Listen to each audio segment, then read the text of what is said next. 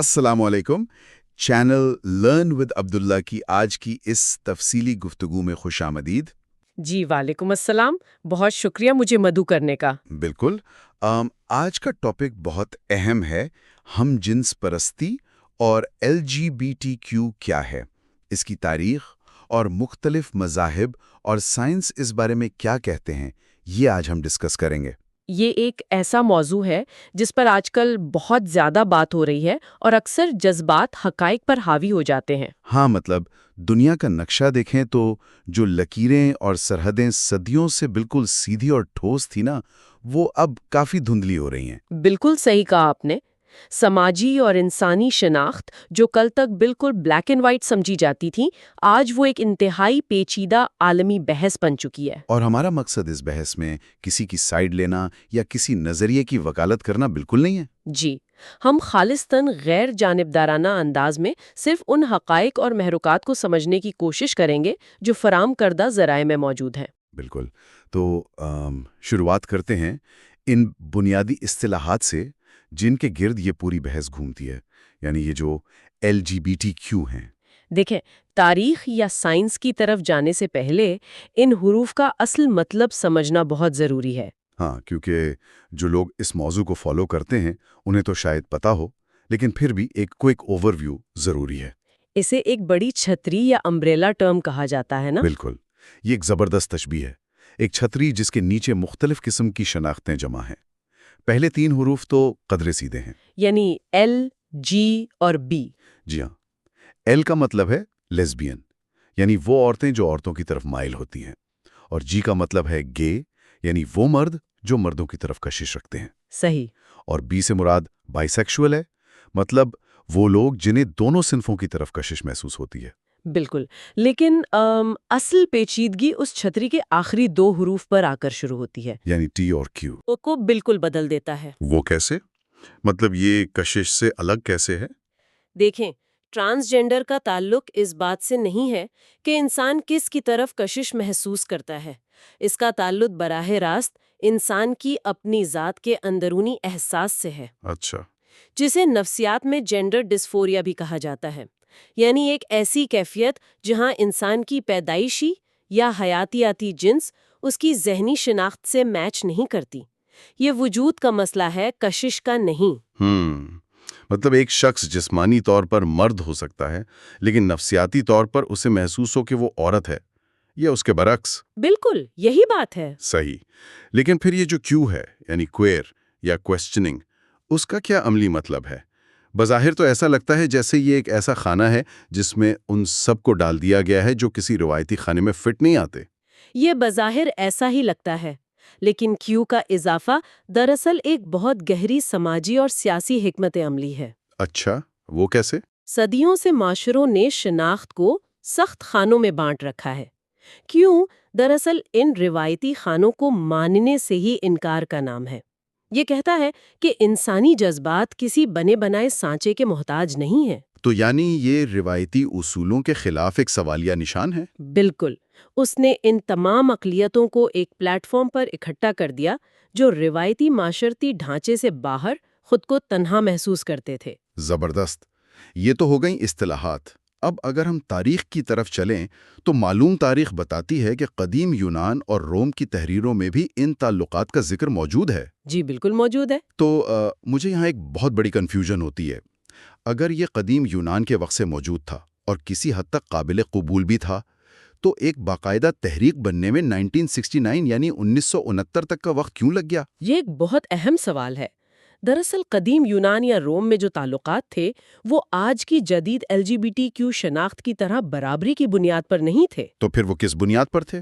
وہ تعلقات عموماً طاقت، عمر اور سماجی رتبے کے فرق پر مبنی ہوتے تھے، جیسے ایک طاقتور شہری اور ایک کم عمر یا کم رتبے والے شخص کے درمیان۔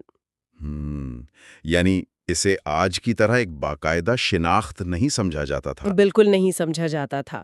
پھر جب تاریخ آگے بڑھی، خاص طور پر قرون وسطیٰ میں جب ریاست اور مذہب کا گڑھ جوڑ ہوا، تو اخلاقیات باقاعدہ ریاستی قانون بن گئی۔ صحیح، مطلب جو چیز پہلے شاید صرف ناپسندیدہ تھی وہ اب ریاست کے خلاف سنگین جرم بن گئی۔ جی ہاں، اور یہی وجہ ہے کہ جدید معاشروں میں آ کر جب سماجی حقوق اور قانونی تحفظ بالکل ہی ختم ہو گیا تو لوگوں کو سڑکوں پر آنا پڑا۔ اور یہیں سے وہ 1969 کا مشہور واقعہ آتا ہے نا، نیو یارک شہر کے سٹون وال فسادات۔ بالکل، سٹون وال رائٹس۔ تو یہ ایک پولیس کے چھاپے سے اچانک ایک عالمی تحریک کیسے بن گئی؟ مطلب اس واقعے کے پیچھے کیا محرکات تھے؟ دیکھیں، اسٹون وال کوئی ایک رات کا غصہ نہیں تھا، وہ ایک طویل عرصے سے پکتے ہوئے لاوے کا پھٹنا تھا۔ اس دور میں مغربی معاشروں میں ان افراد کے ساتھ شدید ادارہ جاتی تفریق ہو رہی تھی۔ یعنی نوکریوں سے نکالنا اور اس طرح کے مسائل۔ ہاں، سرکاری نوکریوں سے نکالا جا رہا تھا، نفسیاتی مریض قرار دے کر ہسپتالوں میں بند کیا جا رہا تھا، اور پولیس باقاعدگی سے ان کے جمع ہونے کی جگہوں پر چھاپے مارتی تھی۔ تو یہ اسٹون وال ان کیا کوئی بار تھا؟ جی، یہ ایک بار تھا جسے مافیا چلاتی تھی، کیونکہ قانونی طور پر کوئی ان افراد کو جگہ دینے کو تیار نہیں تھا۔ تو جب پولیس نے وہاں چھاپا مارا تو پہلی بار ان لوگوں نے چھپنے کے بجائے مزاحمت کی۔ ارے واہ، مطلب وہ لمحہ ایک چھپی ہوئی کیفیت سے ایک سیاسی شناخت میں بدل گیا۔ بالکل، انہوں نے امریکی شہری حقوق کی تحریک سے سیکھا کہ جب تک سڑکوں پر آ کر قانون کو چیلنج نہیں کریں گے، نظام نہیں بدلے گا۔ اور اسی واقعے کی یاد میں آج بھی ہر سال پرائیڈ منتھ منایا جاتا ہے۔ بالکل صحیح۔ لیکن اچھا، اگر آج کی دنیا کو دیکھیں 1969 سے لے کر آج تک، تو دنیا اس وقت دو بالکل مختلف حقیقتوں یا ریالٹیز میں بٹی ہوئی نظر آتی ہے۔ جی، قانون اور معاشرتی رویوں کے لحاظ سے ایک بہت بڑی خلیج موجود ہے۔ ہاں نا، ایک طرف مغربی ممالک ہیں جہاں ہم جنس شادی قانونی ہے، انہیں حقوق حاصل ہیں، اور دوسری طرف ایشیائی اور مشرق وسطیٰ کے ممالک ہیں جہاں یہ غیر قانونی ہے اور معاشرتی طور پر ناقابل قبول ہے۔ یہ اتنی واضح تقسیم کیوں ہے؟ اس کے پیچھے صرف جغرافیہ نہیں ہے، بلکہ بنیادی فلسفے کا فرق ہے۔ مغربی ممالک نے بتدریج سیکولرزم اور انفرادیت یعنی انڈیویجولزم کو اپنا لیا۔ ان کا اصول یہ بن گیا کہ اگر دو بالغ افراد باہمی رضامندی سے کوئی تعلق قائم کرتے ہیں تو ریاست اس میں مداخلت نہیں کرے گی۔ صحیح۔ اور اس کے برعکس جو ایشیائی اور مشرق وسطیٰ کے معاشرے ہیں وہ اجتماعیت پر یقین رکھتے ہیں۔ بالکل، اجتماعیت یعنی کلیکٹیوزم۔ وہاں فرد کی آزادی خاندانی ڈھانچے اور معاشرتی اخلاقیات کے تابع ہے، اور وہیں مذہب کا کردار فیصلہ کن ہو جاتا ہے۔ بالکل، اور مذہب کی بات کیے بغیر تو یہ بحث ادھوری ہے، کیونکہ دنیا کی اس بڑی تقسیم کے پیچھے سب سے بڑی وجہ مذہبی عقائدی ہیں۔ جی بالکل۔ تو اگر ہم اسلام کی بات کریں تو قرآن مجید میں حضرت لوط علیہ السلام کی قوم کا واقعہ موجود ہے، اور علماء کا اس عمل کو مکمل طور پر حرام قرار دینے پر اجماع ہے۔ اس میں تو کوئی دورائی نہیں ہے۔ بالکل نہیں۔ اسلام کے روایتی فریم ورک میں یہ عمل فطرت کے خلاف اور ایک واضح گناہ ہے، اور اگر ہم عیسائیت اور یہودیت کی روایتی تعلیمات دیکھیں تو وہاں بھی یہی ہے۔ جی، بائبل کے پرانے عہد نامے میں بھی اسے گناہ اور ممنوع سمجھا جاتا ہے۔ ہاں، لیکن پچھلی چند دہائیوں میں ہم ابراہیمی مذاہب میں ایک دلچسپ پیٹرن ابھرتا دیکھ رہے ہیں، روایتی تعلیمات بمقابلہ جدید تشریحات۔ ہاں، مغرب میں ہم دیکھتے ہیں کہ کچھ جدید اور لبرل چرچز اب ان تعلقات کو قبول کر رہے ہیں اور شادیاں بھی کروا رہے ہیں۔ وہ اپنی مذہبی کتابوں کی ممانعت کو کس طرح جسٹیفائی کرتے ہیں؟ ان لبرل گروپس کا استدلال یہ ہے کہ پرانی مذہبی تحریروں کو ان کے تاریخی سیاق و سباق میں پڑھنا چاہیے۔ وہ کہتے ہیں کہ قدیم دور میں جن تعلقات کی ممانعت تھی وہ طاقت کے زور پر استحصال پر مبنی تھے۔ یعنی وہ باہمی رضامندی والے مساوی تعلقات نہیں تھے۔ بالکل، ان کا دعویٰ ہے کہ باہمی محبت پر مبنی تعلق کا تصور اس دور میں تھا ہی نہیں، اس لیے وہ ان احکامات کی نئی تشریح کرتے ہیں، حالانکہ قدامت پسند حلقے اسے سختی سے مسترد کرتے ہیں۔ صحیح۔ اور اگر ہم ہندو مت یا بدھ مت کی طرف دیکھیں تو وہاں صورتحال تھوڑی مختلف ہے۔ جی، ان میں مختلف مکاتب فکر پائے جاتے ہیں۔ وہاں کوئی ایک مرکزی اتھارٹی نہیں ہے، کہیں روایتی طور پر ناپسند کیا جاتا ہے اور کہیں کچھ معاشروں میں زیادہ برداشت پائی جاتی ہے۔ بالکل، لیکن جہاں مذہب اور روایات اسے اخلاقیات کی اینک سے دیکھتے ہیں، وہاں جدید سائنس اور طب اسے کس نظر سے دیکھتی ہے؟ سائنس کا نقطہ نظر وقت کے ساتھ بہت بدلا ہے۔ ایک وقت تھا جب سائنس بھی معاشرے کی ہم نوا تھی۔ 1973 تک امریکی ماہرین نفسیات کی باقاعدہ مینول میں ہم جنسیت کو ایک ذہنی بیماری سمجھا جاتا تھا۔ تو پھر یہ بیماری کی لسٹ سے نکلی کیسے؟ کیا بس راتوں رات فیصلہ بدل لیا گیا؟ نہیں، ایسا نہیں تھا۔ جب مزید ریسرچ ہوئی تو ماہرین نفسیات نے دیکھا کہ ان افراد میں جو ذہنی دباؤ یا ڈپریشن ہے وہ اس جنسی رجحان کی وجہ سے نہیں ہے۔ تو پھر کس وجہ سے تھا؟ وہ دراصل اس سماجی رویے کی وجہ سے تھا جو انہیں دھتکارتا تھا۔ جب کسی کو مسلسل خوف اور امتیازی سلوک کا سامنا ہو تو ذہنی صحت تو لازماً متاثر ہوگی نا۔ تو یعنی جدید سائنس اب اسے کوئی ذہنی بیماری نہیں مانتی؟ بالکل نہیں۔ سائنس اسے نفسیاتی خلل نہیں بلکہ انسانی جنسیت کے تنوع کی ایک طبعی شکل کہتی ہے، جس پر حیاتیاتی، نفسیاتی اور سماجی عوامل اثر انداز ہوتے ہیں۔ صحیح، اور اس پر مزید ریسرچ اب بھی جاری ہے، لیکن میری نظر میں یہاں ایک بہت بڑا فلسفیانہ تضاد پیدا ہوتا ہے، ذرا اس پر بات کرتے ہیں۔ جی ضرور، فرمائیں۔ دیکھیں، اگر سائنس یہ کہتی ہے کہ یہ رجحان حیاتیاتی یا نفسیاتی عوامل کا نتیجہ ہے، یعنی یہ پیدائشی ہے، تو کیا اس سے انسانی حقوق اور مذہبی اقدار کی بحث پہلے سے بھی زیادہ پیچیدہ نہیں ہو جاتی؟ یہ آپ نے بہت زبردست پوائنٹ اٹھایا ہے۔ یہ واقعی اس بحث کا سب سے حساس پہلو ہے۔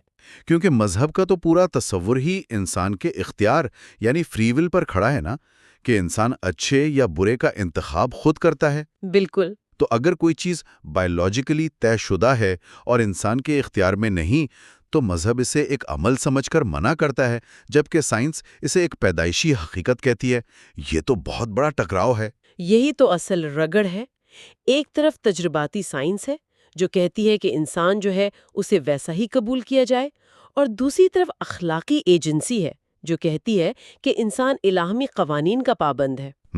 اسی لیے لبرل حلقے سائنس کا حوالہ دے کر اسے پیدائشی حق کہتے ہیں، جبکہ روایتی حلقے اسے ایک اخلاقی خرابی مانتے ہیں، اور ان دونوں کے درمیان مفاہمت بظاہر بہت مشکل ہے۔ بالکل۔ تو اس ساری گفتگو کو سمیٹتے ہوئے ہم یہ کہہ سکتے ہیں کہ آج کی دنیا اس موضوع پر شدید بحث کا شکار ہے۔ جی، کچھ اسے انسانی حقوق کا مسئلہ مانتے ہیں اور کچھ مذہبی اقدار کے خلاف، اور دنیا مکمل طور پر مختلف نقطہ نظر میں بٹی ہوئی ہے۔ بالکل، اور ہمارا مقصد بھی یہی تھا کہ اس پیچیدہ موضوع کو ہر زاویے سے آپ کے سامنے رکھیں۔ تو دیکھنے اور سننے والوں سے گزاری ہے کہ بتائیں ہمارا پوڈ کاسٹ کیسا لگا۔ جی ہاں، اپنی رائے ضرور دیجیے گا۔ اگر پسند آیا تو ویڈیو لائک کریں، کامنٹ کریں اور بتائیں کہ اگلا پوڈ کاسٹ کس ٹاپک پر ہو، اور channel learn with Abdullah subscribe ضرور کریں۔ اور جاتے جاتے ہمیشہ کی طرح ہم ایک سوال چھوڑے جاتے ہیں تاکہ سوچنے کا یہ سلسلہ جاری رہے۔ بالکل، تو سوال یہ ہے کہ اگر دنیا بھر کا معاشرہ، سائنس اور روایات اتنی تیزی سے تبدیل ہو رہے ہیں، تو آج سے 50 سال بعد انسانی شناخت اور حقوق کے بارے میں اس دنیا کا زاویہ نگاہ کیا ہوگا؟ کیا ہم واپس پرانے نقشے اور روایتی لکیروں کی طرف لوٹ جائیں گے؟ یا پھر وہ نقشہ ایک ایسی نئی شکل اختیار کر چکا ہوگا جسے شاید آج کے انسان کے لیے پہچاننا بھی ناممکن ہو؟ اس پر ضرور غور کیجیے گا۔ یقیناً یہ سوچنے کی بات ہے۔ تب تک کے لیے سوال اٹھاتے رہیے۔